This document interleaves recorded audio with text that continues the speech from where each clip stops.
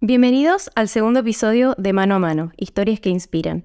Un espacio donde vamos a conocer experiencias de vida de profesionales y personas que aman lo que hacen y por qué decidieron estar donde están o hacer lo que hicieron. Hoy estoy con Pilar. Pili es una persona muy cercana a mí, con quien he compartido miles de charlas a lo largo de nuestra larga y profunda amistad. Muchas gracias, Pili, por estar acá. Estoy feliz de poder compartir, digamos, una de nuestras tantas charlas, pero ahora bajo este formato. Así que gracias. Y bueno, para arrancar te voy a pedir que nos cuentes brevemente quién sos. Bueno, es una palabra muy difícil siempre que preguntan el quién sos, que no siempre es como el qué haces o a qué te dedicas. Sí. Pero por ahora vamos a ir al qué me dedico. Voy a acotar un poco el quién soy y al qué me dedico. Yo soy médica.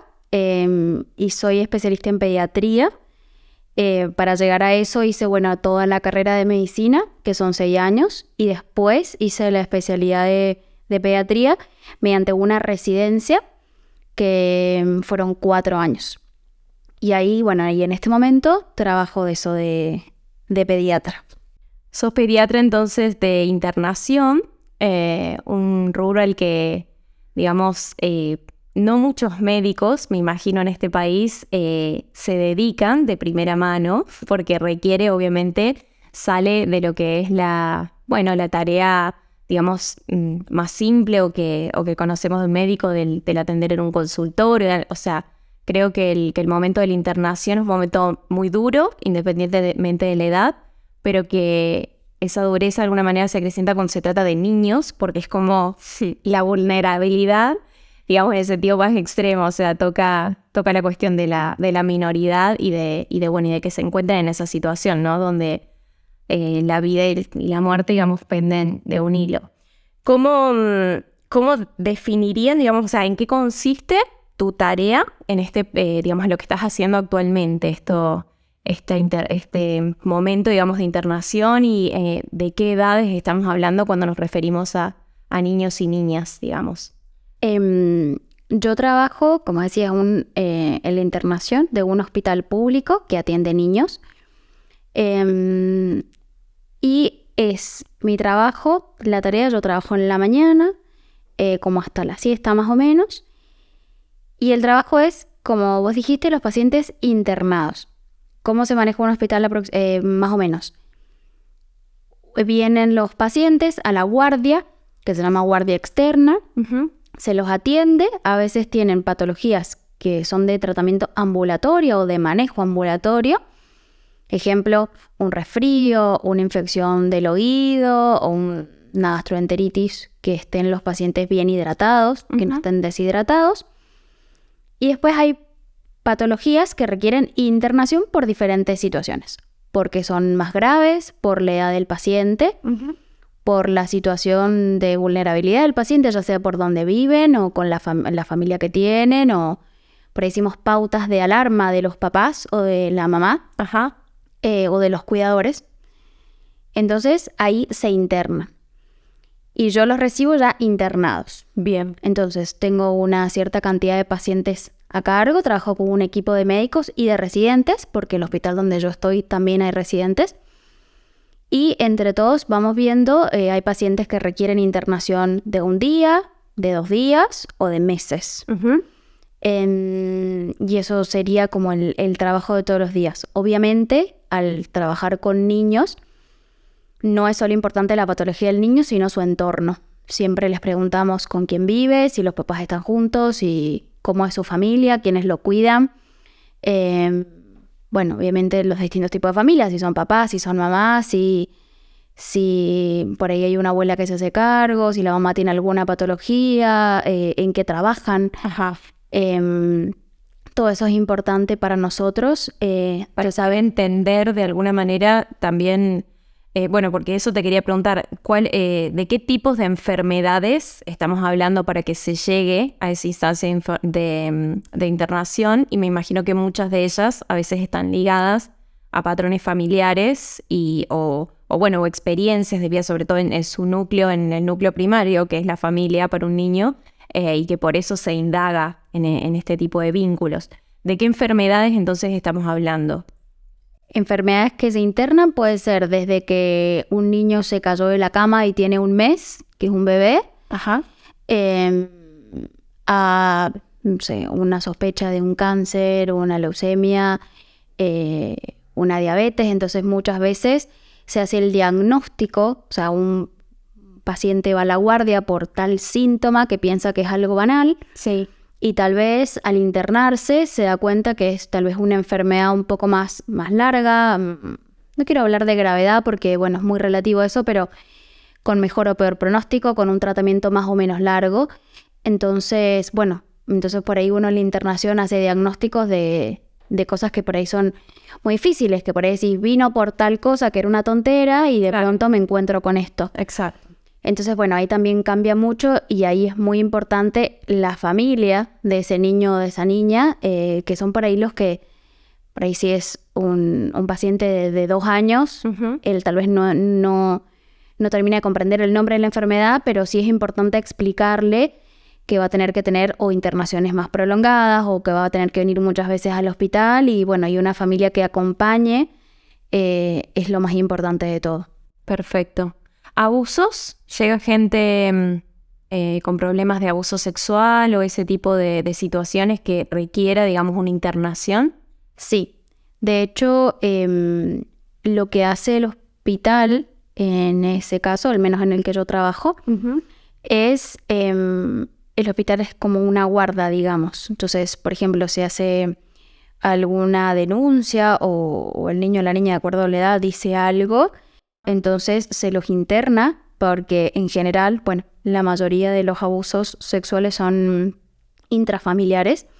Entonces, si conviven con el agresor, digamos, se los tiene que sacar del lugar donde viven hasta que se resuelva la situación y ver a dónde va a vivir ese niño, esa niña, o si obviamente al agresor se hace la denuncia. Bueno, hay un montón de cosas en el medio que se tienen que hacer, pero bueno, como en el hospital es el lugar como que tienen que estar seguros hasta resolver la situación familiar y lo que pasó. De eso hay un equipo específico que se trata de eso. Sí, que hay psicólogos, hay trabajadores sociales, hay ginecólogos, bueno, los médicos forenses obviamente por lo que se trata de un abuso. Claro. Y bueno, se intervienen es como una red que se arma y después, bueno, se arma también toda una red a ver a dónde va a ir ese niño o esa niña y si hay cómplices o no hay cómplices, si alguien lo sabía, si alguien no lo sabía, bueno. Exacto. Eso sí, hay un montón. Hay muchos que se internan, otros que no se internan porque tal vez ese agresor no vive con ellos. Claro. Se hace una suerte de investigación, si se quiere, o sea, se va más allá de se indagan las causas de esa consecuencia, digamos, que determina la internación. Que me imagino no es una tarea fácil, porque desde ya no es fácil traspasar, digamos, las puertas de un hogar, lo que es la vida privada, por eso me encanta esto de saber que hay todo un equipo interdisciplinario actuando, y bueno, y sobre todo porque en nuestro país tenemos un montón de leyes de protección y sin ir más lejos la Convención sobre los Derechos del Niño que invitan a preponderar ese interés superior ¿no? para garantizar su desarrollo, así que me parece súper interesante eso. Pili, ¿cómo es estar, digamos, tan cerca de esa delgada línea, como yo decía hace un ratito, entre la vida y la muerte? Porque digo, o sea, un porcentaje de estos niños allí internados saldrá con vida, pero otros no es el caso. ¿Cómo es para un médico, digamos, desde el momento en que recibe ese niño o niña, digamos, cómo sobrellevas esto? ¿Cómo sobrellevas? Y sobre todo en los casos más graves. Yo no sé, también me gustaría preguntarte qué es lo más fuerte o lo más grave que te ha tocado vivir en términos de esas enfermedades que los llevan a esta instancia, pero digo, ¿qué se siente estar ahí en ese momento bisaire de decir, bueno, realmente tengo que darlo todo acá porque de esto depende la vida de esta persona? Es una situación muy difícil. La verdad que siempre uno se plantea es como que esto es muy personal, yo no es que hablo ni tengo la bandera de los médicos, es algo como personal, Pilar es la que habla. Seguro. A mí me parece una situación muy difícil esto de tener como, no sé si la vida, porque tal vez nosotros no somos dueños de la vida, pero sí podemos hacer cosas para mejorar o para, tal vez, no sé, empeorar algo, ¿no? Que pasa también en muchas profesiones. Entonces hay una responsabilidad total y creo que lo más importante es el equipo, ¿sí? Yo siempre he trabajado con un equipo de salud, con compañeros. Entonces, siempre discutirlo, siempre hablar, siempre nosotros hablamos con la familia, ¿sí? Los diagnósticos, los tratamientos, si hay opciones, se las planteamos. No es que nosotros tomamos la decisión absoluta sobre las cosas. Por ahí siempre se nos dicen, bueno, ustedes son los que saben, bueno, pero nosotros no estamos en ese lugar. Entonces, planteamos por ahí en lo que nosotros sabemos un montón de opciones, si las hay, y si no hay opciones, la única opción que hay. Y que la familia por ahí también ayude con la decisión, ¿sí? Okay. Pero sí, hay muchas enfermedades, hay enfermedades que uno tiene el diagnóstico y ya sabe cómo es el pronóstico, que el pronóstico sería lo que va a pasar, los tratamientos que son más largos o más cortos, o enfermedades crónicas que tal vez el paciente puede ir a la escuela, puede tener una vida dentro de todo normal, pero tiene que tener un tratamiento diario por toda su vida. Claro. Que algunos tienen que ver con pinchazos todos los días, otros tienen que ver con tomar remedios todos los días, otros tienen que ver con usar horarios para alimentarse, porque se alimentan no por boca, sino por otras, por sonda nasogástrica, por otra cosa que se llama gastrostoma, que es una cirugía que se hace que va directo al estómago, entonces se alimentan por ahí y no usan la parte de la boca. Entonces, si son adolescentes, usar malla es complicado. Entonces, bueno, como un montón de cosas que hay que pensar con la familia y con el paciente en cuanto a los tratamientos que uno plantea. Y lo que vos me decías de estar entre la vida y la muerte es también muy difícil y es muy triste. En pediatría en general no es lo más frecuente que se mueran niños, pero obviamente se mueran porque hay enfermedades que no se pueden curar. Pero bueno, uno tiene que saber que hay cosas que se pueden curar, pero hay otras que se pueden acompañar, ¿sí? Entonces, por ahí tener las herramientas o buscar las herramientas para acompañar a ese niño o niña y a esa familia con un diagnóstico, con un pronóstico que sabes que va a fallecer dentro de poco tiempo. Nosotros nunca tampoco sabemos el tiempo, ni si me queda un mes, si quedan 2 meses, si quedan 2 días. Me imagino que tampoco es, si lo supieran, tampoco lo dicen porque uno en definitiva nunca sabe y sería como adelantar un resultado que puede generar también un montón de, de problemas psicológicos para la familia, una ansiedad, una alteración desmedida. Creo que si lo supieran tampoco lo dirían, depende mucho de ciertas circunstancias. Totalmente, no sabemos cuánto tiempo queda, pero sí lo que hacemos es que cuando sabemos que ese tiempo se acerca, damos un montón de permisos. Okay. Por ejemplo, puede entrar toda la familia, que en general no es que se entra toda la familia.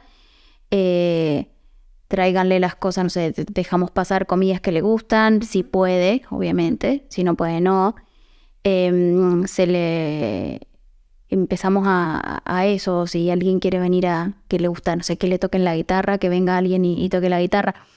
Esas cosas que se llaman como ayudar a mejorar la calidad de vida en los últimos días que le quedan. Después también está la opción de que el paciente, si puede, se puede ir a su casa y acompañarlos en la casa.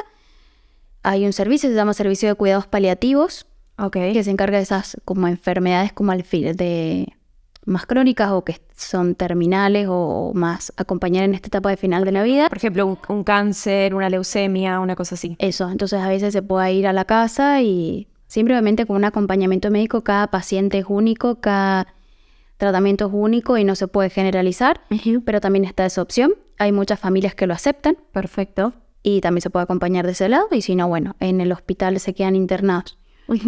Y así se acompaña. Es muy difícil y cada vez que pasa es muy difícil porque vos pensás, Mili, que vos estás en una guardia de 24 horas, fallece un paciente, hablas con la familia y después a la hora tenés que seguir haciendo tus cosas. Yo creo que eso es lo más duro que he tenido que pasar. ¿Cómo se sigue después? Porque hay que seguir el día, la rutina. Es el equipo, o sea, es el equipo de salud. Como te digo, yo siempre he estado acompañada. Entonces, bueno, falta un paciente, hay que encima hacer papeles, que se llama certificado de función. Claro. Tenés que ir a pedir cosas personales, no sé, los DNI, que Sí. también es difícil. Sí. Y después de eso viene otro paciente grave que tenés que atender y tenés que tener como el cuerpo y la cabeza para eso.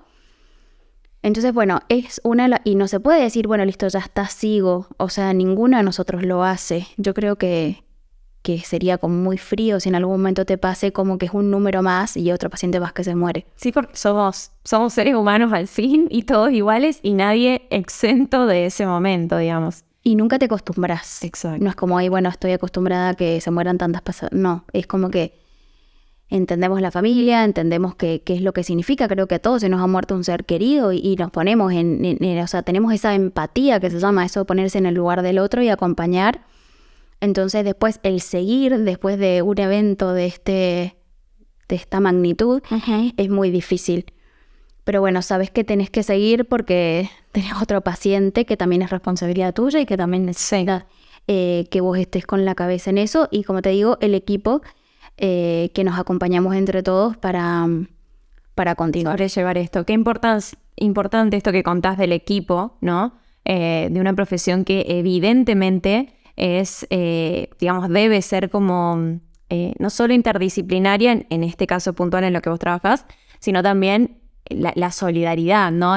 No existe el me encierro yo con mi caso, con mi paciente, con lo que estoy haciendo, sino hay que seguir después de ver esto, que es duro, todos los días, juntos, digamos. Así que me parece re lindo que destaques son muchas horas que uno comparte con esos equipos y bueno, y es en definitiva lo que te ayuda a vos a sobrellevar estas situaciones difíciles. Qué lindo. Hablo de equipo de salud también porque no hablo solo de médicos ni de pediatras, sino que hablo de enfermeras y enfermeros, de camilleros, los bioquímicos, los técnicos, los que sacan las radiografías, bueno, los de seguridad, los personal de seguridad, los policías, bueno, por eso hablo de equipo de salud y no de mi compañero de guardia en sí, sino como de todos, que entre todos nos ayudamos y eso me parece que es importante. Qué interesante. Pili, ¿cuál es el tiempo, digamos, el tiempo máximo, te preguntaré, que puede pasar internado un niño o niña? No hay tiempo máximo. Yo he conocido, son pocos por suerte, pacientes que han estado 1 año internados. Ok.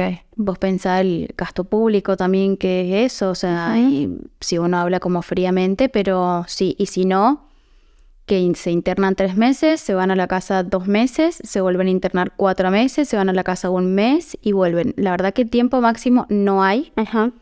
Si lo necesita, lo necesita. Y muchas veces están internados esperando algo o, por ejemplo, necesitan una internación domiciliaria para estar en su casa no está en condiciones. Entonces se prolonga el estadio de internados, aunque tal vez no tengan una patología específica, pero necesitan esa internación domiciliaria y tienen que tener la casa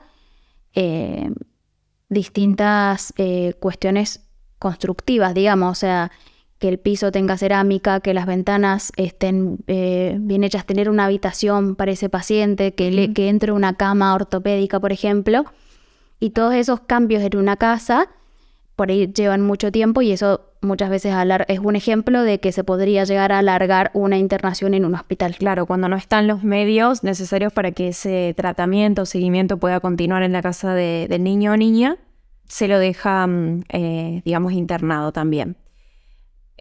Quisiera repasar esto cuando vos hablas de tu tarea y la internación se vuelca a chicos que tienen mencionaste lo de neonatología, que eso es de 0 meses, o sea, de 0 a 28 días. Claro, de 0 días, o sea, desde que nacen a que tienen 28 días. Eso sería la neonatología, que estuve también trabajando un tiempito corto también en neonatología, en la parte de recepción, o sea, en los partos. Vos necesitas un obstetra o una obstetra o un licenciado en obstetricia y un neonatólogo o pediatra, pero en general son neonatólogos los que reciben los partos. Depende uno en el hospital que esté, el grado de complejidad. Volviendo un poquito para atrás, obviamente el niño nace, pero nosotros tenemos una mujer embarazada que se va haciendo la mayoría de las veces controles, ¿sí? Claro. De acuerdo a los controles, uno tiene el riesgo de, si es un bebé prematuro, si tiene alguna patología, ahora hay muchas ecografías, se puede hacer hasta un ecocardiograma intraútero, entonces nosotros sabemos si el paciente viene con alguna enfermedad en el corazón. Claro, increíble. Obviamente van a ser en un hospital donde se puede hacer un tratamiento para ese corazón.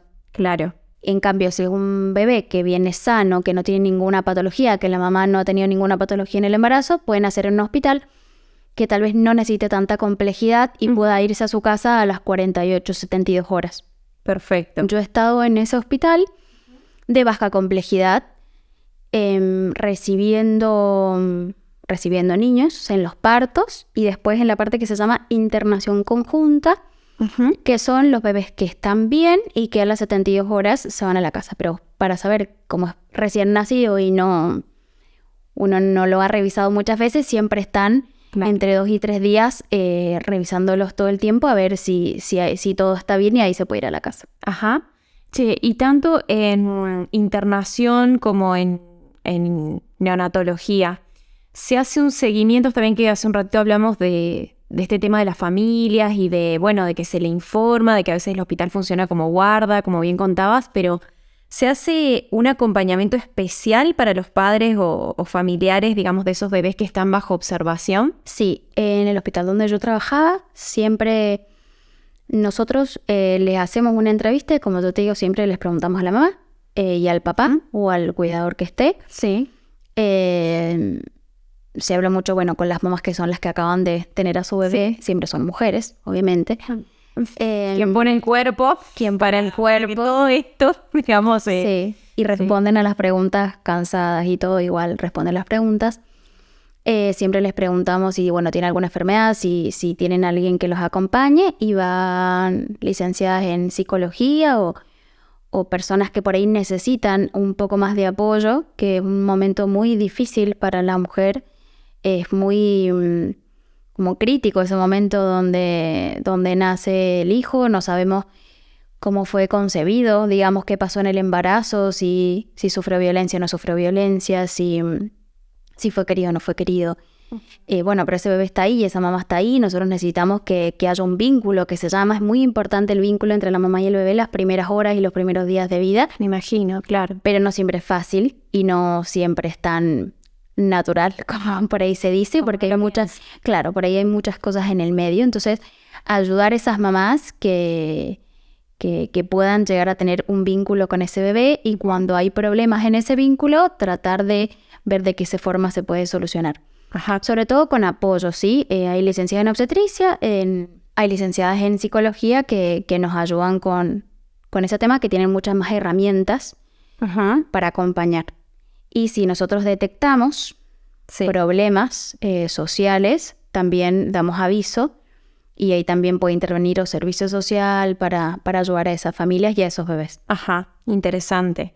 Sí, y si tuvieras que dar, digamos, una recomendación a una familia o a una mamá que esté viviendo el ingreso de su bebé a internación, ¿qué le dirías? ¿Qué es lo más importante? Porque me imagino que que tampoco ellos saben cuánto tiempo podrá pasar ese niño o niña internada. Entonces eso, de nuevo, genera desesperación, angustia, ansiedad y miles de cosas. Como médica, que sos quien tiene que dar la cara, digamos, ¿qué es lo que consideras más importante? ¿Qué se le puede decir para calmar las aguas, para tranquilizarlos? Algo importante es, para mí lo más importante en las internaciones y en estas situaciones de estrés familiar, Sí. tanto, un bebé laneo, ni pensarlo. Encima, los bebés en laneo, cuando están internados, las mamás pueden entrar todo el tiempo que quieran, pero a veces están muy invadidos o con máquinas que los ayudan a respirar, con accesos venosos que le pasan en medicación. Entonces, por ahí no siempre uno lo puede tener a UPA como se imaginó. Claro. Vos te imaginás, nace tu bebé, lo tenés a UPA todo el tiempo, lo alimentás y listo, eso es lo que uno se imagina. Si tu bebé de pronto tiene que estar 15 días, una semana, un mes, en un lugar donde vos no podés tener todo el tiempo acceso, tenés que ir al hospital, bueno, es muy complicado. Me parece que a mí lo más importante es el apoyo, una red familiar de amigos, de quien sea, para poder acompañar. O sea, vos les decís... Sí, yo les digo que busquen apoyo, si no, de alguna forma. Buscar apoyo es muy importante y también si son familiares de alguien que ha internado a su hijo, también los van a ofrecer apoyo. Sí, esas dos cosas. O sea, a las mamás y a los papás buscar apoyo y a los familiares ofrecer apoyo. Porque es muy importante. Cosas básicas como bañarte. Sí. Ili, o sea, que alguien te lleve un shampoo al hospital, buscar una toalla, alimentarte bien. Por ahí la comida del hospital no siempre es la más rica del mundo, o no es algo que te gusta, tal vez perdés el interés por la comida. Entonces por ahí eso, una comida rica, ofrecer aguas. Muchas veces tienen otros niños que hay que cuidar. Eso es el tema, porque claro, para dejar esto, digamos, para dejarlo en claro, la mamá es generalmente la que se queda, digamos, ahí con el niño. Sí, mamá o papá pueden entrar todo el tiempo en general, y si son, bueno, dos mamás o dos papás pueden entrar todo el tiempo. Pero cuando por ahí hay dos cosas diferentes. En general, sí, cuando están en las terapias, que sean neonatología o terapia intensiva infantil, hay enfermeras 24 horas, los pacientes en general están más graves y no siempre puede haber un familiar todo el tiempo con ellos. Muchas veces... pueden obviamente entrar, visitarlos, pero no pueden estar acompañándolos en otro lado. En la internación, por ejemplo, que es donde yo estoy trabajando, que no te dije las edades recién, pero es de 1 mes a 15 años, ahí es obligatorio que haya un adulto acompañando al paciente internado. Obligatorio. Bien. Mayor de 18 años. Ok. Entonces, ahí no te queda otra opción y no hay forma de dejarlos solos. Yo sé que por ahí en hospitales de adultos el adulto se queda si no hay nadie que lo cuide y bueno, se queda solo. En esto no podés, o sea, es ilegal vos dejar a un niño solo, es abandono de Claro, es abandono de persona, sí. Entonces, si vos tenés un trabajo, dejás el trabajo, si tenés otros hijos, tenés que tener a alguien que los cuide. Por ahí hay mamás que tienen bebés de 3 meses, que son los sanos, y tienen un niño de 5 años que está internado y es muy difícil dividirse en dos. Sin duda. Y un papá que trabaja el día a día y que cobran el día a día, que serían trabajos más informales. Entonces, si ellos no trabajan para cuidar a su otro hijo, no cobran. Si no cobran, no lo pueden alimentar. Entonces, es una situación muy difícil la internación. Por eso nosotros siempre tratamos de buscar la forma de apoyarlos a todos en lo que se pueda. Entonces, si vos tenés un hijo que se vaya a internar, buscar de alguna forma a una red de apoyo es para las cosas básicas, digamos. Perfecto. Para lo del día a día, que si se acumula y no tenés ayuda con eso, puede derivar, digamos, en cosas más graves. Porque es muy fácil que sea un día, pero imagínate tener un hijo internado 5 meses. Total. Todos los 5 meses, hay familias que 5 meses están viviendo en un hospital. Claro. Durmiendo en una reposera. Sí, lógico. Por eso se despiertan un montón de necesidades que, bueno, con apoyo se pueden alivianar un poco. Vos para cuidar a alguien necesitas estar cuidado. Entonces, esto de cuidar al cuidador también es muy importante, porque si no, tenemos a cuidadores cansados, que bueno, que no es lo mismo la paciencia, no es lo mismo... Entonces, si vos un cuidador lo tenés cansado, el paciente probablemente no sea lo mismo que un cuidador que esté descansado y apoyado. Siempre vemos las opciones. No todo el mundo tiene personas que como para pedir ayuda, pero eso sería para mí lo más importante. Perfecto. Pili, ¿qué es lo que más te gusta de tu profesión? Lo que más me gusta es cuando los pacientes se mejoran. No te diría curados, porque en el hospital en general nunca damos el alta a pacientes curados. Siempre van mejorados. Pero en general entran, vos imaginate un niño, por ejemplo, voy a decir una edad, 2 años, que hablan, saltan en la cama, se tiran, te tiran cosas, gritan, que de pronto están decaídos en una cama, sin moverse durante un día, sin querer comer, con fiebre, y de pronto al 3er día o al 4.º día, si todo sale bien, por alguna infección, por ejemplo, una infección urinaria que necesita antibióticos, empiezan a saltar, te dicen el nombre, ya se ponen a dibujar, te saludan con la mano. Eso para mí es lo más lindo, ¿sí? Dar el alta, claro. Dar el alta de un paciente que sabes que no se ha curado, pero va mejorado. Vos lo ves como entró y ves la mejoría día a día. Claro. Como lo más feo es cuando vos tenés un paciente que vos pensabas que iba a ir mejorando y de pronto no mejora. Y bueno, ahí hay que hacer otras cosas, pero digo que hay patologías frustrantes también. O sea, hay patologías que le pones un antibiótico y a los otros días están re bien. Hay patologías que vos vas ahí, y ves que no repunta y también tenés una parte frustrante. Entonces, bueno, pero si lo que más me gusta es eso. ¿Haces terapia? No he hecho nunca terapia psicológica. ¿Es común entre médicos? ¿Es común que se traten todas estas cuestiones fuertes, como venimos hablando, digamos, con un terapeuta, con, en psicología, o no? ¿O no hay tiempo? ¿Los tiempos de los médicos yo sé que son otros? ¿Cómo generalmente se maneja? En general sí, tienen terapia porque... Bueno, uno tiene también muchos problemas personales, pero sí las cosas por ahí que pasan con pacientes, en general las compartimos entre todos. Sí. De nuevo, buscas algún espacio, sí, buscas algún espacio por ahí, no tenés feeling con todo el equipo de trabajo, pero sí con uno, con dos, o mira, me pasó tal cosa, o la madre tal me dijo tal otra, o ni hablar de la frustración por ahí de alguna patología, como te digo, de que vos pensás que va a ir bien y no va bien. Siempre... se comentan los pacientes con el resto del equipo, a ver que entre todos qué podemos ayudar. Pero sí, creo que hay muchos que van a terapia. Sí, hay muchos que van a terapia. Genial. Y Pili, yo en relación a tu vida profesional y tu relación con los niños, yo te conozco, sé que tuviste tu experiencia de payamédicos. ¿Podrías contar brevemente en qué consiste Payamédicos y qué experiencia te dejó eso a vos en tu carrera profesional? Bien, Payamédicos yo lo hice cuando estaba en la facultad, los primeros años. Es un grupo de personas que se disfrazan, digamos, de payasos, y la idea es que vos tengas un vestuario específico, con un nombre específico, una voz específica, como un personaje, digamos. Y vas a los hospitales a darle un poco, digamos, de alegría a algunos chicos. Y yo tuve, la verdad, re linda experiencia. Muchas veces, les sacábamos un montón de sonrisas. Yo por ahí los veo a los payamédicos caminando en algunos lugares por ahí.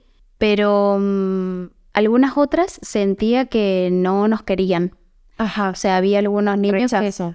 Sí, como rechazo. Una de las opciones también es que cada vez que ellos estaban internados aparecían los payamédicos. Claro. Entonces les hacía acordar al hospital. Claro. Porque solamente se los encontraban en el hospital. Y otra opción era porque hay muchas personas que le dan miedo a los payasos, y aunque vos tengas, digamos, un personaje, no dejabas de parecerte a un payaso. Ok, pero ahí empezó, con esta experiencia, empezó tu contacto más fuerte con los niños y quizás de pronto dijiste... Yo quiero ser pediatra, quiero inclinarme a la pediatría, o cómo nace ese deseo de trabajar con los chicos. En general, como que justo los payamédicos fue algo como súper, como más corto, digamos. No sé si tuvo que ver con esto de que yo quise hacer pediatría. Siempre me gustaron como los niños en general. Siempre cuando era más chica, iba a la secundaria, iba a un barrio, iba con niños, iba a un comedor. Siempre me gustaron más los niños, como ayudar a más niños que a más adultos. Una cuestión como personal, digamos. Y cuando llegó al final de la carrera de medicina, yo no sabía qué especialidad hacer. Y en realidad la pediatría, lo que tiene de importante, y que me acuerdo que un médico, un profesor de la facultad nos lo dijo, es que vos para ser pediatra no te tienen que gustar sí o sí los niños, pero sí te tienen que gustar la patología pediátrica. Porque si a vos te gustan mucho los niños, pero no te gusta la patología pediátrica, es como que estás todo el tiempo, la pasás mal. Porque si vos sentís como que son vulnerables, que pobrecitos, que esto, que el otro, que es... No te digo que no lo sentimos, pero bueno, uno lo ve desde otro lado. Sí. es muy difícil llevar a cabo la carrera. O si no tenés paciencia, vos pensás que para revisar a un bebé yo tengo que estar llorando todo el tiempo, tenés que tener paciencia, tenés que fijarte que te quiera hablar o que te quiera decir o que te deje revisarlo. Seguro. Entonces es sobre todo paciencia y me gustó más por eso. Y me gusta mucho también la parte académica, Ajá. la parte de la patología pediátrica. Y me gusta también, otra cosa importante de la pediatría, de que pueda hacer algo Bien. para después, como algo más preventivo. Ujú. Siento que por ahí los adultos, te lo digo por experiencia personal, que todos hemos tenido padres, tíos, de que ya son grandes y ya siento que es muy difícil que cambien Ok. sus actitudes, su forma de vida, no sé, cosas que hacen. Sí. En cuanto a las enfermedades estoy hablando, ¿no? Sí, sí. O tal vez, viste, se empiezan, no quieren tomar ciertos cuidados, como que bueno, no, yo ya soy grande, ya está. Los médicos no sirven para nada, de algo me voy a morir, bueno, esas cosas como que siguen instauradas. Y yo sentía que por ahí con los niños podía llegar a hacer algo antes de que sean adultos. Claro. Entonces poder prevenir un montón de enfermedades. Eso es lo que también me gusta. Pero también tenés que tener padres que acompañen. Sí. Porque hay muchos padres que acompañan un montón y se ponen o sea, no sé si se llamar ponerse las pilas, pero bueno, te pueden llegar a escuchar y tienen las posibilidades. Y tienen posibilidades también de poder hacer algo. Y otros papás que tal vez no tienen las posibilidades o no les parece algo tan importante. Entonces, como siempre, tenés esas dos partes. Y después están los adolescentes. Que ahí ya más difícil el terreno. Claro, que pueden hacer que toda una familia cambie algo, como puede estar en una etapa rebelde de que no quieren hacer su tratamiento. Entonces, bueno, yo sentí que podía ser agarrarlos desde antes. Ok. En cuanto a la salud. Entonces, poder llegar a ser adultos con un poco más de herramientas. Ajá. En cuanto a la salud, ¿no? El resto de las cosas, bueno, como que se encargan otros ámbitos, digamos. Sí, seguro. Che, Pili, ¿y cómo sentís que tus habilidades te han ayudado a detectar y diagnosticar las necesidades de tus pacientes? ¿Sentís que tenés, por ejemplo, de pronto capacidad de escucha, que, no sé, o que tenés cierta habilidad para hablar con el chico, por ejemplo, a solas? ¿Tenés cierta habilidad para inventarle algún juego? Digo, con esta experiencia de payamédicos, ¿cómo hacer? Porque digo, la sensación de también entrar al médico, y yo me acuerdo de chica, era totalmente traumático, ni hablar si era para ponerme inyección.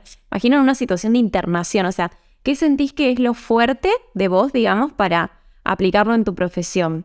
Tu habilidad que te ayuda, bueno, a sobrellevar de la mejor manera ese trato con el niño o niña. ¿En qué sos buena? En un sentido, sintetizando. Qué difícil que es responder a la pregunta en qué sos buena. Realmente es muy difícil. Creo que con este como corto tiempo, digamos, de especialización en pediatría o de pediatra, es esta capacidad de escucha que cada vez la veo más importante. Ajá. Tal vez antes o cuando empecé mi residencia, uno por ahí está como más apurado porque tiene muchas más tareas. Y después vos te vas dando cuenta que el escuchar y preguntar y por ahí dar, no sé, ingresa por una patología en especial y de pronto terminás hablando de los juguetes que serían buenos comprarles o de las horas de pantalla que son importantes y tal vez ingresó por una neumonía, por ejemplo. Claro. Entonces vos hablas del medio ambiente, de las cosas para evitar la neumonía, de que no se fume en la casa. Sí. Y de pronto sale este tema, no sé, de las pantallas. Entonces, dedicarte tal vez 40 minutos hablando con un cuidador sobre este tema me parece muy importante. Y hay muchas veces que uno piensa que son cosas que ellos saben y que no lo hacen o porque no están de acuerdo y hay muchas veces que nunca nadie se los dijo. Bien. Cosas básicas de alimentación, de pantallas, de juguetes importantes, de crianza. Sí.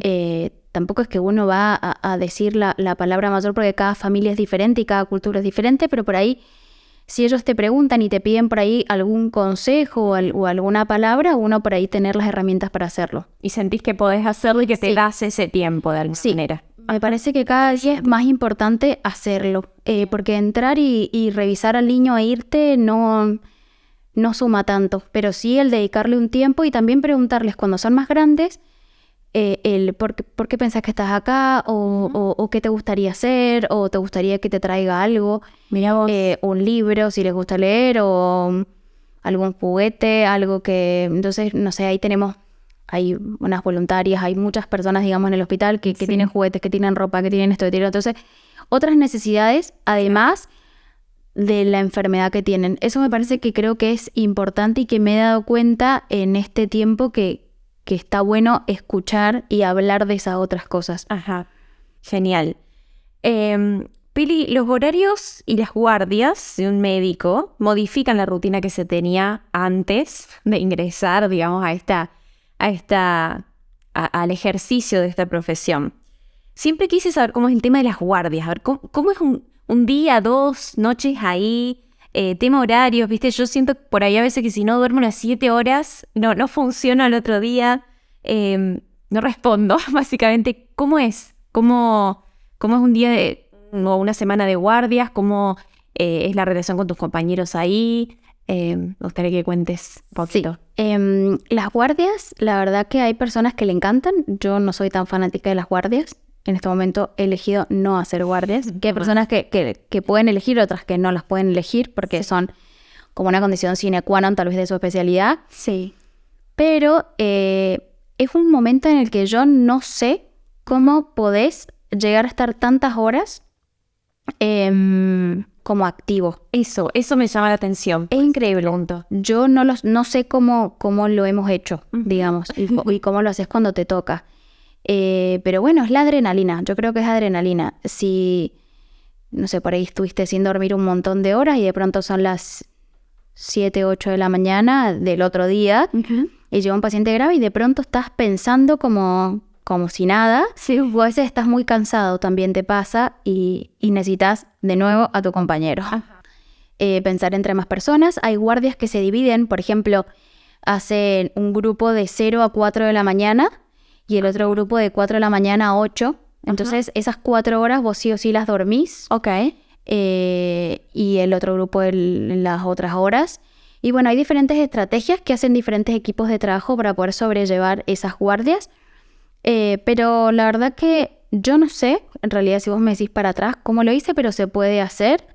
Hay algo vocacional, sin duda. Sí, además sí, sostiene y te gusta. O sea, te gusta, bueno, como te digo, hay veces que no te gusta y te toca hacerlas igual, pero sí. Y para mí es re importante el equipo. O sea, tal vez hacer una guardia 24 horas solo es mucho más difícil que hacerlo con un compañero o con varios. Ajá, ok.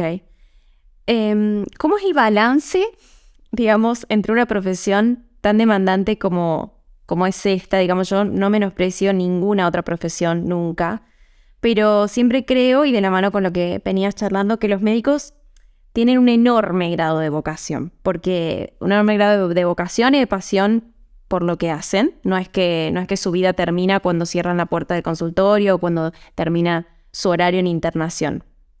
¿Cómo haces para marcar, digamos, ese límite? O sea, vos sos mamá, tenés una familia, tenés otras responsabilidades, tenés otra niña de la que cuidar y bueno, y a veces ese equilibrio no es fácil. ¿Cómo lo manejas? No es para nada fácil. Y encima con cuestiones tan urgentes, ¿no? Como la internación. Y son épocas. Hay veces en los que, bueno, como yo trabajo en internación, hay pacientes internados que están como muy más graves que otros y uno siempre se va a la casa pensando en qué más puedo hacer. Llegas a tu casa y te pones a estudiar. No sé si todos, lo hago yo personalmente. Estudiar qué patología podría llegar a ser, qué nuevo tratamiento hay, qué más podríamos hacer por este paciente. Y es como muy complicado el cortar. O sea, es como que no es una fábrica que la máquina va a quedar ahí. Exacto, a eso me refiero. Y chau, o sea, nunca he trabajado en una fábrica, pero como que no es esto de marco tarjeta y me voy, sino que uno se queda pensando mucho. Entonces por ahí es tratar de separar un poco, tratar como de olvidarse, no sé si olvidarse, pero tratar de marcar también eso de no estar pensando todo el tiempo en eso. Sí, me parece responsable el estudiar y si es necesario como pasarte horas estudiando, pasártelo, pero bueno, yo creo que también son épocas. Hay épocas en que hay pacientes que necesitan que vos estudies mucho y otros que no es tan necesario estudiar tanto al respecto. Pero sí, llegar a mi casa y tratar de olvidarme un ratito y de ponerme en el otro lado, digamos, de mi vida, de mi familia. Sí. Porque si no, por ahí uno... y también el apoyo de ellos es importante. Bueno, yo tengo mi esposo y mi hija. Sí. Y por ahí sí, o sea, hablamos del trabajo. O sea, hablo de que tal vez tengo tal paciente con tal cosa, que estoy re triste por tal esto, de que estoy preocupada. Y bueno, y por ahí es ese apoyo de que eso te pasa. Sí. Y en relación a eso, me gustaría preguntarte, o sea, de nuevo, la vida moderna, las obligaciones actuales, sobre todo en el caso de una mujer, ¿no? Que últimamente el desarrollo profesional que uno puede llegar a tener hace que nuestro tiempo de, digamos, del compartir, en este caso con tu hija, con tu esposo, sea cada vez menor, pero fundamentalmente con tu hija. ¿Cómo manejas eso también, no? O sea, ¿cómo te dividís entre una vida de maternidad desde hace ya un año y estas demandas, digamos, de la profesión? ¿Cómo hace una mujer con ese nivel, digamos, de demanda profesional y con su obligación y responsabilidad de ser mamá también? yo he podido, yo sé que es muy difícil hoy en la parte, digamos, económica, Sí. pero he disminuido como las horas de trabajo. Ok. Uh-huh. Si antes por ahí hacía muchas más guardias, muchas más horas de trabajo, después de como etapa de maternidad, Sí. he disminuido horas de trabajo para estar más tiempo con mi hija. Uh-huh. Y también por ahí estudiar en esos ratos cuando puedo. Pero yo creo eso, es disminuir horas de trabajo, porque bueno, somos dos y puedo hacerlo.